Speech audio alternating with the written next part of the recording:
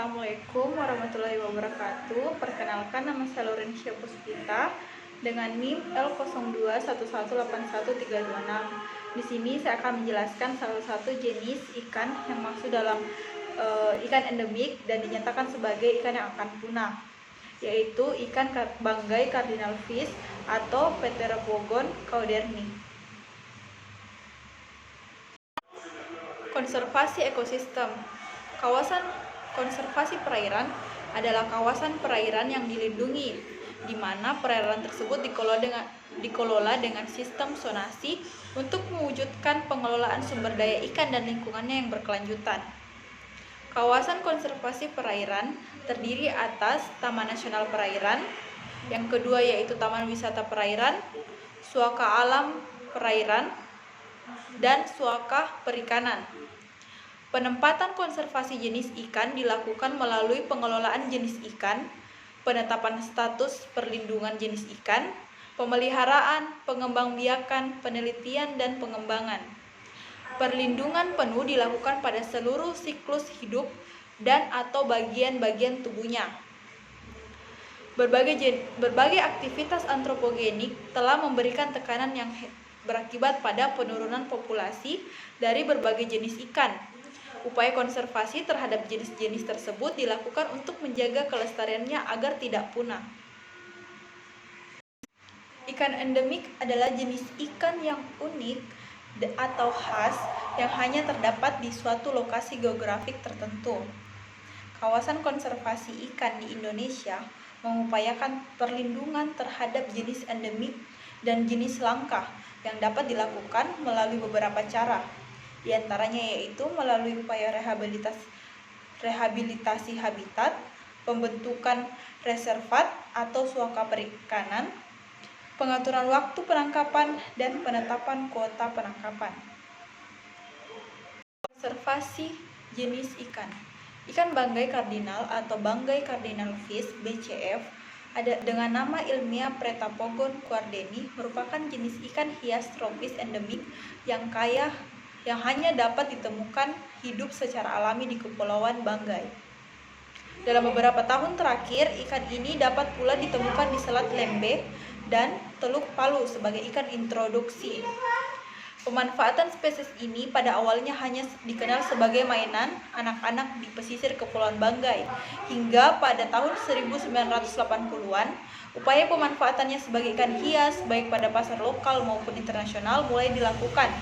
Pertama kali di desa Tolokibit, Kecamatan Banggai, dan terus berkembang ke desa-desa lain di sekitarnya.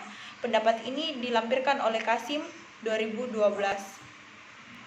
Adapun klasifikasi ikan banggai ini, yang pertama yaitu dia termasuk dalam Kingdom Animalia, filum Chordata, subfilum Vertebrata, kelas Osteocesis, subkelas Actinopterygii, infrakelas Teleostei, superbangsa Acanthopterygii, bangsa Perciformes, subbangsa Teleostei, suku Apogonidae, marganya yaitu Pteropogon, serta spesiesnya itu termasuk dalam Pteropogon cauderni.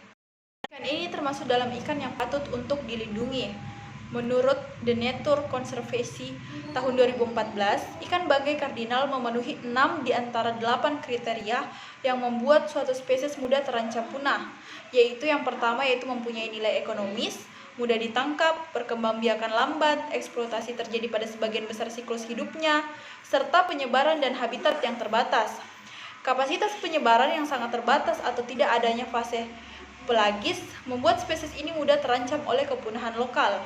Menurut Dobe dan More tahun 2005, ikan banggai kardinal telah dicatat sebagai spesies yang patut untuk dilindungi. Bahkan ada usulan agar penangkapan dan perdagangannya dihentikan demi kelestarian spesies tersebut.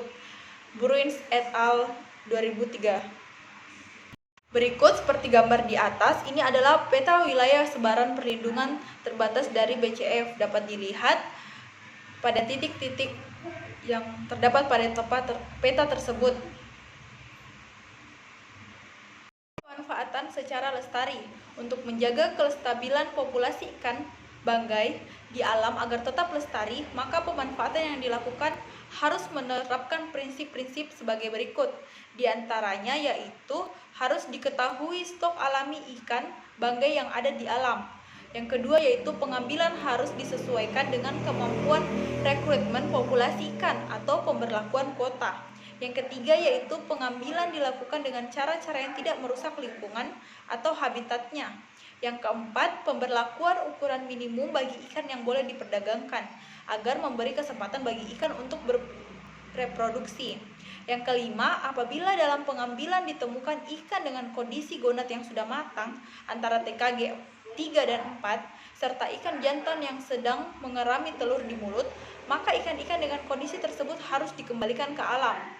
Yang keenam, perizinan meliputi penerbitan izin dan perpanjangan izin yang mewajibkan verifikasi, pemantauan di lapangan, serta evaluasi. Yang ketujuh, yaitu pemantauan di lapangan perlu dilakukan secara periodik untuk mengetahui stok alami untuk mendukung adanya informasi dalam penentuan kuota. Terima kasih.